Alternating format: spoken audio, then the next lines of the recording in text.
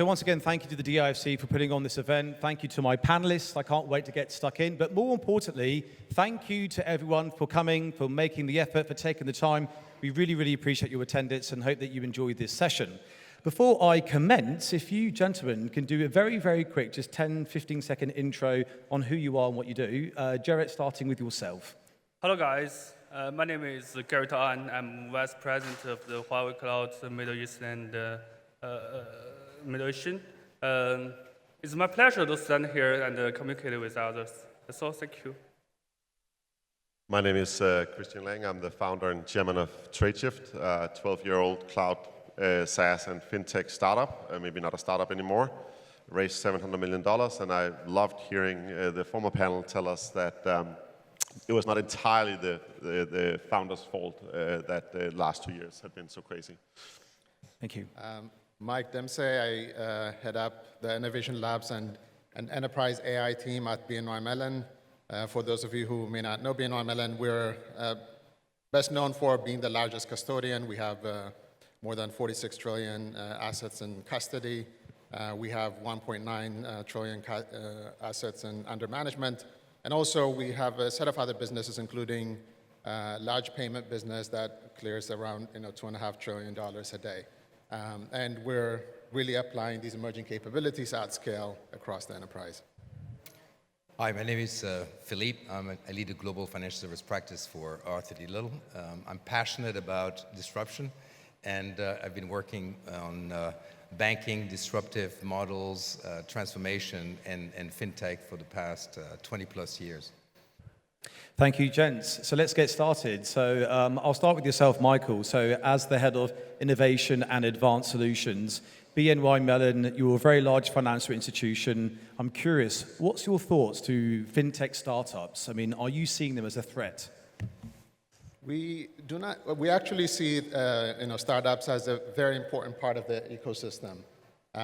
It's for a firm like us who's been around more than 200 years, you need to continue to innovate. You need to really look at the client's ever-changing needs, and it would be silly to assume that all of that innovation is going to happen within your four walls or within the firm.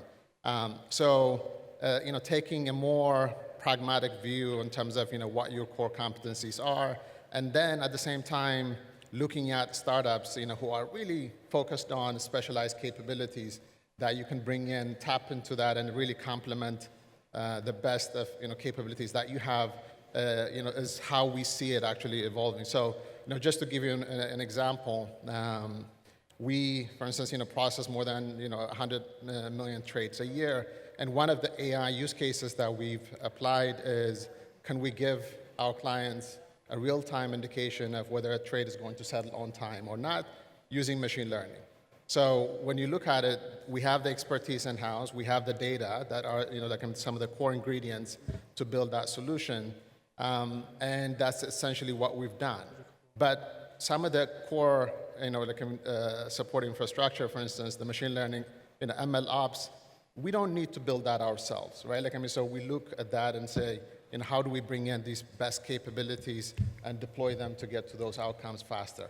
So we see it very much as a complement, but not necessarily a threat. Thank you, Michael. Thank you. And by the way, let's keep it organic, gentlemen. So if there's anything else that you'd like to say supporting them, please chime in.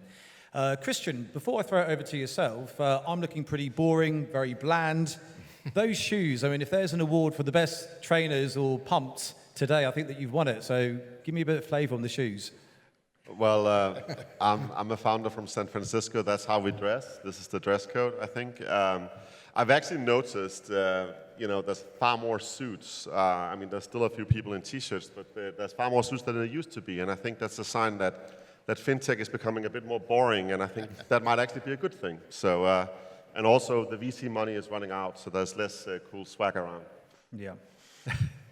So let's get stuck in. What areas of FinTech do you think have driven the sector's growth? Because there's so many kind of quadrants and pillars within that word, FinTech. Where do you think the growth has been driven and moving forward?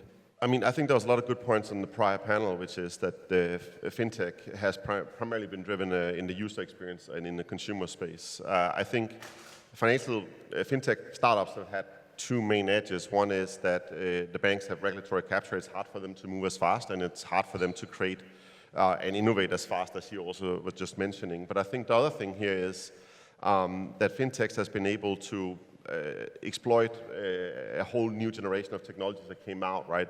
So you can absolutely create mobile frameworks, really nice-looking apps, and stuff in months, which used to take years. So I think that's been driving it a lot, and at a time where consumers were also more, I would say, adventurous, right? So consumers were willing to try new solutions, new banks, etc.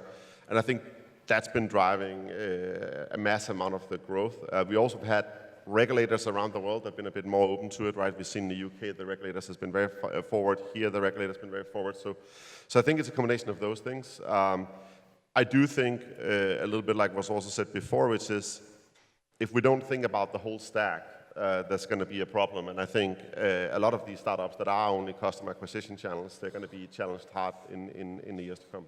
Okay, interesting. Mr. Philippe, I'll bring you in. Non-shoe related question. Talk to me about the fintech verticals. Which ones have been most active in terms of innovation? Well, historically, the fintech world has been driven by regulatory definition.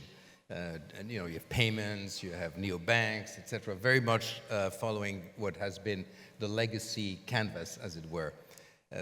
Historically, payments has been the most disruptive one, and it's changing quickly. I think the challenge today is that we are shifting from a regulatory definition of segment and application to a more transversal application of financial services that leads to, obviously, to the embedded finance and the rest of it. And I think there is a big trend towards B2B, infrastructure, etc.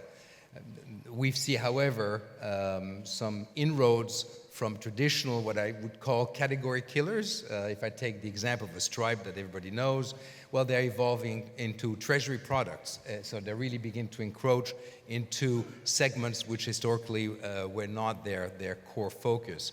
So this ability to go transversely and this, let's say, blurring lines between historical business definitions, I think that's the most active part coming forward versus what has been historically defined as, silos.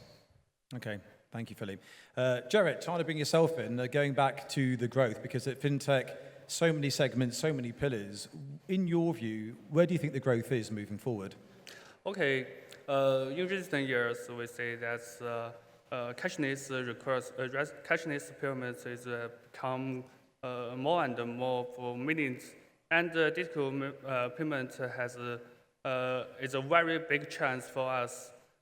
We say, according to the report by CB Insights, the return of the investment of payment is 30%. That's which is 4 to 6 times that of the other fintech fields.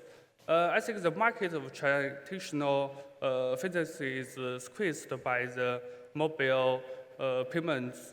And the next, I think the digital banking. The banking industry has become very, very important for us, and they will go on the growing the industry damage, we think. For example, I make an example. Yes, if we do something for the bank, and they will use the SaaS service to help them to, for example, to go digital and other thing else.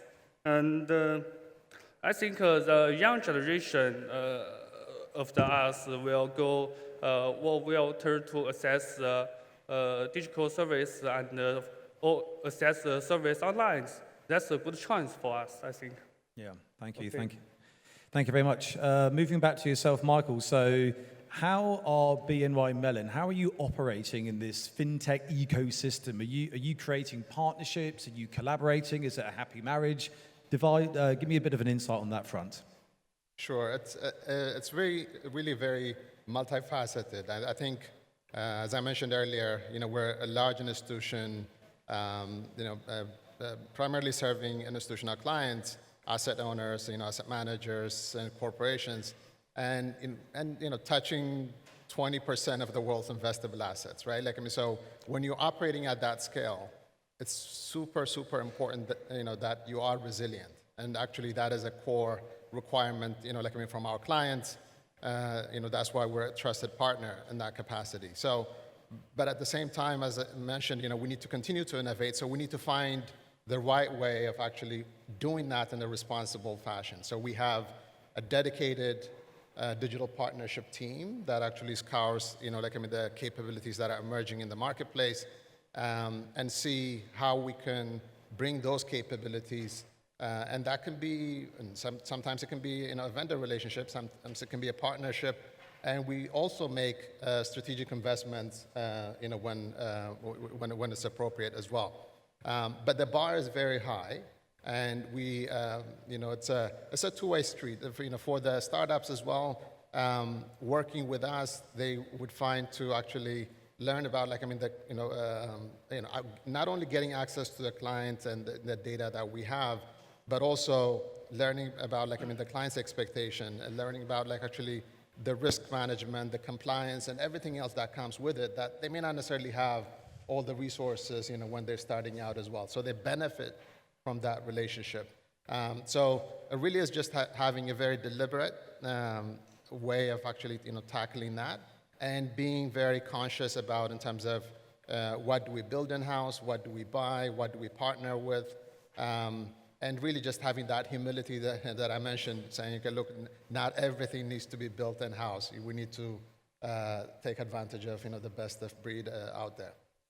Okay, thank you very much. It's interesting because I've been here over the last 2 days, and it's great seeing everybody outside, especially when it comes to lunch and the coffee breaks. People are sharing ideas, they're conversing, they're building solid relationships. But Christian, I'm curious to know, what are the trends that we should be wary about? What's the hot trends that you see moving forward over the next 12 months? Well, I think what's going to be interesting to watch now, as we also touched upon before, is what's going to happen, for instance, in business to business. It's been very lonely being a big B2B startup the last 3 years. Every single investor we talk about, they say, well, why are you not doing crypto? Why are you not doing all of these things? And we said, well, it's all about the fundamentals. Today we move $500 billion of trade. We are in we have 2.5 million companies on the platform. We cover 100 countries. We are doing more than $4 billion of credit cards just in the US. So I think it's not sexy in the sense that it's not crypto, it's not AI, all of these things, but it's the fundamentals. And I think what we also heard earlier, the trend that really going to matter is the unit economics, right? Why are we going to use payment infrastructure that's more expensive to use than the rails that are already there? Everybody talks about what crypto cannot unlock in Europe, but I mean the reality is in most countries in Europe we can move money for cents on the dollar instantly with the infrastructure we have. So I question if that's the right places to really invest, and I think if we look at the trends, we should look at full stack startups. It's nice to be a partner to friends like BNI and Mellon, but wouldn't it be nicer to be the next BNI Mellon? And I think, again, also in a world where there is a lot of cash and a lot of capital and you can make money on fast growth metrics, it makes a lot of sense to be the customer acquisition channel like we've seen with a lot of the neobanks and similar. But I question in a world where that's harder and you need better unit economics. Well, the reality is if you don't have access to more of the stack, if you don't have access to more of the business, it is going to be harder to have those unit economics. You've got to build your business a little bit more like Tesla, having a full stack vertically integrated supply chain. To do that. And I think we're going to see more startups. It's going to be harder. It's going to take longer for them to grow, but they're going to fundamentally be deeper and harder to dislodge. And I think a lot of the surface ones, we're going to see a lot of acquisitions in the next 2 years. Yeah, well said. Just to go back on what you said. Yeah. Oh, just to barge in and echo, I think that there are three trends, or at least type of applications. The first one will be on the technology, and that obviously leads, to the usual blockchain. I think tokenization will be a huge disruptive trend, and very important, I think, for the whole financial service sector. A second one is more on the regulatory side, and I think previous panels have highlighted the need to strengthen the compliance, et cetera, and I think that's a second major trend. And the third one is more on the embedded finance, which is basically the transversal ability for financial service to support new disruptive models in different sectors, and that leads to the super apps that we know, et cetera. But I think these are the three categories in the way one can think about the disruptive trends and the possible applications and investment opportunities for those in the field. Thank you, Philippe. Thank you. Just going back on what Christian mentioned before about neobanks. So I'm intrigued because you did publish a book back in 2022 on disruption. So I'm curious if you're talking about neobanks, digital banks, challenger banks versus category killers. What's your thoughts there? Do you see some conflict? Well, the whole concept of disruption, right, comes from discontinuity. Whenever you have a misalignment or a break in one of the components of the equation, be it technology, consumer behavior, capital requirements, whatever the case might be. Historically, we have looked at the disruptive nature through neobank and digital banks, but that was 20 years ago, 25 years ago. Today, what has happened is that legacy banks have done a really great job at catching up and incorporating many of the fintechs into an integrated ecosystem, and I think Mellon is a good example of that. The category killers are basically the ones that are single product, single market segment application, but we see them evolve. I mentioned, for instance, if I take the payment, because that's an obvious example, Stripe going from pure payment to treasury products within the corporate world, or conversely, would have thought PayPal a few years ago going from B2C to B2B and doing quite a good job at it. So I think the traditional view of the disruptive world is changing. I think we're going to a world whereby the ecosystem is being reintegrated along different models. Ultimately, financial services will remain financial services, except it will be done by different actors, and where the business ties, revenue models, etc., will be different because they will be integrated. So it's a completely reconstructed financial services, and this is why we see huge swings in valuation, in capital valuation, etc. And I think for the new fintechs, they have to be very thoughtful of where they fit within this shift and change investment flows and demand. Interesting.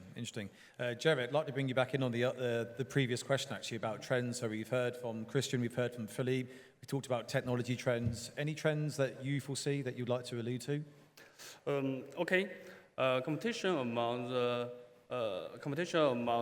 we see that the financial industries has been growing. First, to stand out, I think that financial enterprise should keep on focus on the next step. The first is technological solution and ecosystem.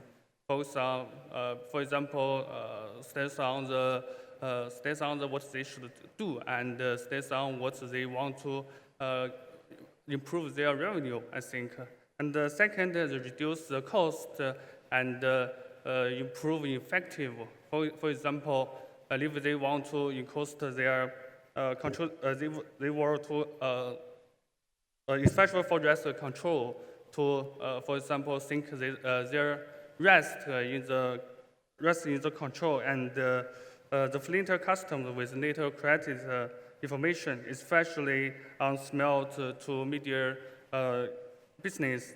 And the third is improve customer securation and retention cost to the reduce risk and the cost.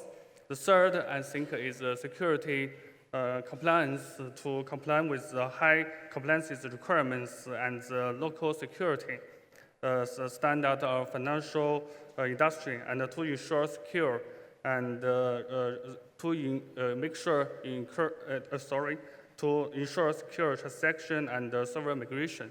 That's all. Okay, thank you, Jared. So Philippe, you wrote a book on disruption back in 2022. Michael, it was announced earlier that there's going to be a second edition of the Dubai FinTech Summit in 2024. So let's pretend fast track 12 months. Here we are sitting on stage. What would you think? What do you foresee as the biggest disruptor within the FinTech space?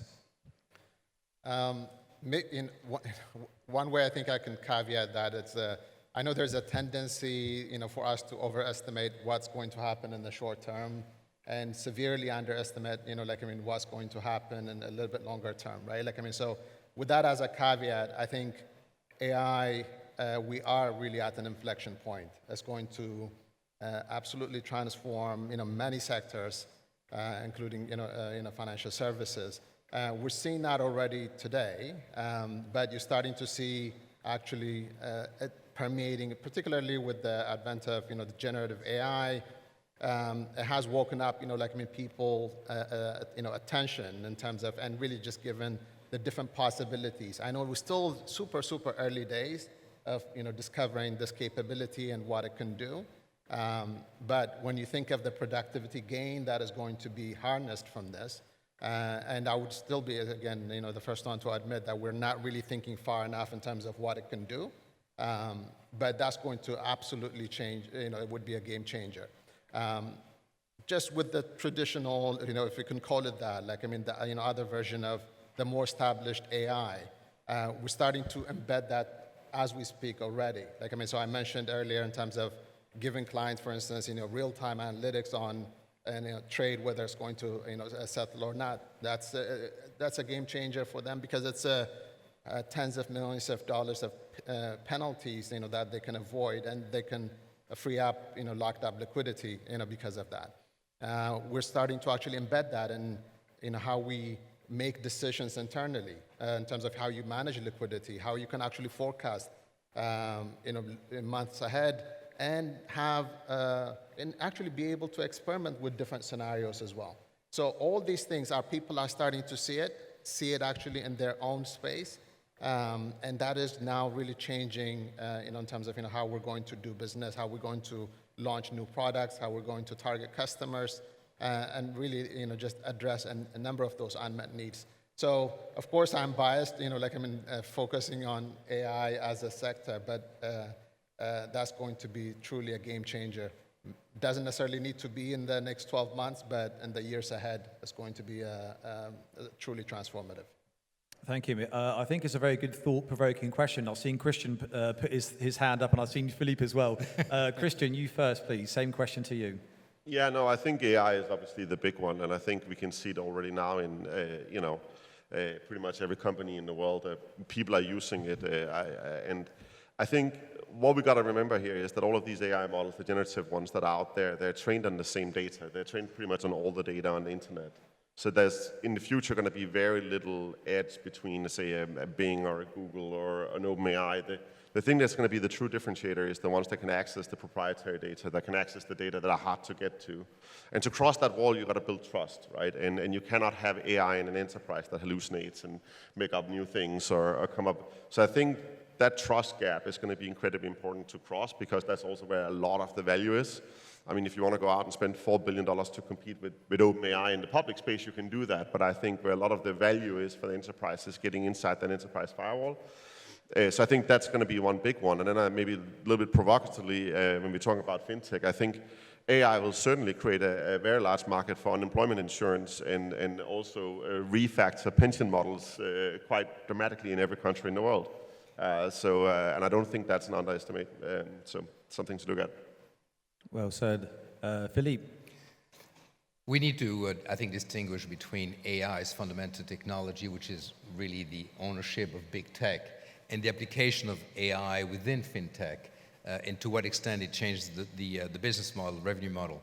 There's a big question mark around, will it make the entire industry more efficient and really being a level playing field at a higher level of the game?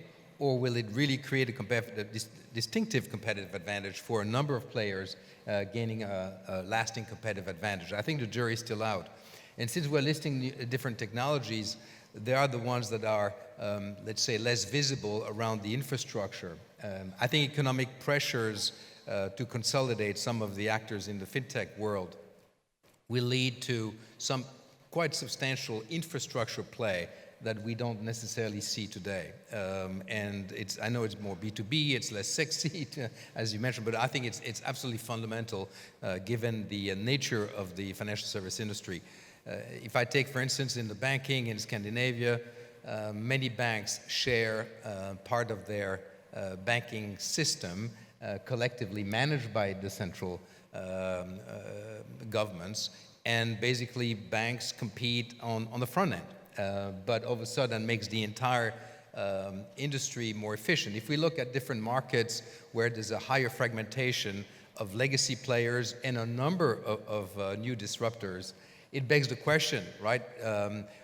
Ultimately, the market will not accept this redundancy of cost and investment. It will basically drive towards consolidation, and the battle will be at the customer level, whether it's B2B or B2C, which will basically drive consolidation at the infrastructure level. So I think the second wave we'll see, perhaps in 2 years from now, time will tell, will be a more presence of large fintech at the infrastructure level. If I can add maybe just a couple of quick things. I think one myth that we need to address is AI, you still need domain expertise. Okay? It can actually unlock a lot of productivity, like I said, being able to really make sense of a large amount of data, but you still need that expertise at the end actually to act on that. So it's really not something that you can just unleash and expect to do great things. I think ChatGPT would give you plenty of examples why that would not be a smart way to go. Still, a ton of productivity that you can unlock and a ton of simulations that you can run and scenarios that you can actually be prepared for if you apply it right. So I think that's one part. And the other part of it, I think Christian touched on it. I think it's a very, very powerful technology. That also means you need to really look at the risk, that carefully as well. And when, in terms of a responsible use of AI, we talk about ethics in terms of, how you apply it. We talk about in terms of biases, right? When you're putting in this large amount of data and train models, if you don't have a good handle on the data, and if you don't actually account for the biases built in it, then you're just accelerating actually how you make decisions on that 1,000 times faster as well. Having a diverse team that can actually look for the blind spots of building these solutions as well. So it's a very powerful capability, but we really need to find a responsible way of navigating it, and so we can harness the advantages without running into the pitfalls. I think to summarize what you just, what everybody's saying here is we got to prepare ourselves for the transition of the computer as a calculator that we expect to be precise and come with finite results to become more like humans. ChatGPT make mistakes, but that's not the problem. The question is, does it make more or less mistakes than an average human doing the same job, right? And look at banks, and we talk about the competitive edge of many banks and the infrastructure you talk about. Well, what is that actually if you really, really open it up? Well, it's hundreds of thousands of people. Look at all major banks in the world. That back end is people everywhere. And I think it's going to be interesting to see that we're going to see startups created today that will reach the scale of companies of 10 or even 50 or more, 50,000 people with maybe 100 or 500 people, because this new infrastructure can allow us to actually scale in a whole different way. And that's radically different than when cloud computing came in 2008. Cloud computing gave us, 20-30% more efficiency, gave us better margins, but it did not come with that scalability component on the people side that we're seeing now.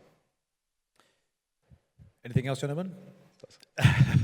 It's called what does the future hold for FinTech? And it's good because we asked a forward-looking question in 12 months, and it's opened up a really interesting dialogue. I'm going to ask another forward-looking question in a minute, but Jared, just to go back to Philippe, in terms of FinTech verticals, where do you see, which one's going to be most active when it comes to innovation in particular? I'd love to get your thoughts on that piece. Okay, in my opinion, I think, for example, I want to go back to the first question is about digital banking. Yeah. And I think the banking industry has, as what I said before, is undergoing some, for example, we think that's a strange thing with no money, we just not use the paper, right? And I think that, for example, our young generation, they will try to access some service online. They don't use paper just to make exchange. I think it's very important for us, but the security of the digital bank is more important for us. We need to use some solution, for example, use some security solution to help them how to keep the people to use, for example, to use not the paper, just the digital money to exchange the very security. And that's what we do important, and we will try our best to put it more go further and help our company and help our customers to put their system in the security. Okay, thank you, Jared. Okay, so again, similar question there, but moving forward, in 12 months, we're at the second edition of the Dubai FinTech Summit. We spoke about disruptors, but what about sectors? Because it's such a broad word, FinTech, and there's so many quadrants or areas underneath. Are there any sectors that we haven't covered at the moment that we should be talking about that will be prominent in the next 12 months? And that's going to be an open question, but Christian, because I love your shoes, I will start with you. Well, I think, regulatory and compliance, right? We're in global trade, and when we 5-7 years ago was running around telling people you should have a digital supply chain, that's a good thing for you, and you should have digital payments in your supply chain. They were like, look, our supply chain works nicely, we don't need to change anything. Since then, we've had Brexit, we've had China trade war, we've had a massive new set of compliance regulations globally. We have a war in Ukraine, and we have COVID. So I think people should not underestimate compliance as an increasing force in the world when it comes to opportunity if you want to solve these problems. It is getting incredibly complex for any business to navigate a global business landscape. So I think that's one area that's probably underinvested in right now. I think insurance, we scraped the surface of, and I think InsurTech, the early waves, a little bit like neobanks, they looked a lot on the user interface and doing a better experience. I actually think the really exciting and interesting stuff in insurance is much more underneath the hood. I think there's a lot of opportunity to do that in ways that are much smarter and much more interesting on the infrastructure side. And then again, I think maybe sort of saying what's not so hot. I mean, people are really, really fascinated, and I get why, with making smarter money and digital money. And I rarely meet a consumer in most places in the world who said, we just want new money, or we want better money, or we want different money. For most people, money works. The money we have today, they work really, really nicely. Now, of course, if you're remittances or, I live in the US now, of course, if you try to do consumer-to-consumer payments in America, it's a pain. But for the rest of the world, it is not that painful if you live in the western part of the world. So I think those are sort of where there's a lot of money gone in, but I'm a little bit uncertain on the output. But yeah. Thank you, Christian. Philip, Michael? Another area, I think, besides InsurTech, and you're quite right to say it, because I think insurance, in terms of technology disruption, has always been lagging a bit behind the banking sector. The third one, which I think is due for greater transformation through technology-enabled models, is asset management. Absolutely huge industry, tend to be monolithic. There's a drive towards scale for obvious reason, but at the same time, for smaller players, technology is the solution. And also, I think, a number of rules to comply with around privacy, around due care in terms of risk management of the portfolio, etc., where compliance becomes an issue. So I believe that asset management and wealth management in general, huge part of financial services, will enter a phase of technology transformation for the better. There was a recent article published by Morgan Stanley on the percentage of new fund that was actually driven through robo-advisory, and it's the first time that it tips to 50%. So the majority of assets being deployed in North America on the retail side, not the institutional side, is driven now by robo-advisory. And if you actually look at the performance of technology-supported models versus just intellectual capital model, if you will, the technology looks quite favorable. Mm-hmm. So both in terms of performance and in terms of cost. So that, I would suggest, that would be another area where we will see growing disruption and technology applications. Okay. Keeping a bit more centric, I'm a bit conscious of time, so Philippe, just one more on the back of that. So obviously we're in Dubai here, thanks to the DIFC for putting on a wonderful event. So in terms of the potential for Dubai, the DIFC, to drive growth, to drive innovation within the fintech industry. Talk to me a little bit more about that, please. Where do you see it globally? What I observed is that Dubai has done really an extraordinary job at creating an ecosystem that allows for the incubation and development of new business models in financial services, fintech, but also in healthcare and other ones. And I think there's the ability to put together the different stakeholders and align it that creates the foundation, if you will, for the growth of any startups and beyond. Secondly, the UAE is a small market, but it's strategically located. So although one thinks of GCC, one can really think well beyond, and the ability to strike partnerships with other parts of the world, I think, will be a huge asset for Dubai. So there is, I think, a lot of optimism and wind blowing the sail of Dubai in the fintech community, and I think these are early days.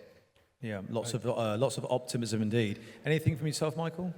Yeah, no, I would totally agree. I think maybe the word that describes the ecosystem, right? I think what Dubai has done is really creating this thriving fintech ecosystem, and that really actually benefits, that feeds on each other as well. So what is needed for that?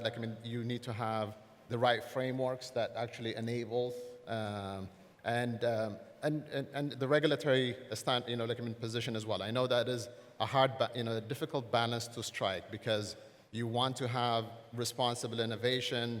At the same time, you want to have actually the type of regulation that is adaptable enough that actually is not going to suffocate innovation as well. So just striking that balance and being nimble, Dubai has really done a lot of good things in that, and that is creating this flywheel effect that you can see that is now attracting talent to the region, and can benefit from that tremendously as well. Thank you, Michael. Christian, you're looking at me, you're nodding, so over to you. I think Dubai has the advantage of being a small nation, so you can be nimble, as just mentioned, and make decisions fast, but you still have capital and an ecosystem that has a global reach and global scale. And then you, just from a pure perspective, you are a nexus in the world, and I think that is one of the advantages. But finally, the regulator moving extremely fast. I think it was Brian Armstrong who was just tweeting on his way here that he really enjoyed meeting with the regulators here and having the discussions. And it's clear, right, in a lot of countries, regulators are still getting their head around many of the issues with new fintech. And it is, of course, problematic, because get it wrong, and it's not just about some software that don't work right, it's about consumers losing money and people everywhere. So I think having a nimble regulator that understands the importance for the ecosystem of providing those guardrails is incredibly important. Yes, no, thank you very much. I do urge the audience as well that when you're outside and you're seeing these fine gentlemen, make sure that you pick their brains, ask tough questions. They're here and they're ready to answer any questions for you. But Philippe, Michael, Christian, Jarrett, thank you ever so much. And if you can give a nice round of applause for the panelists. Thank you. Thank you.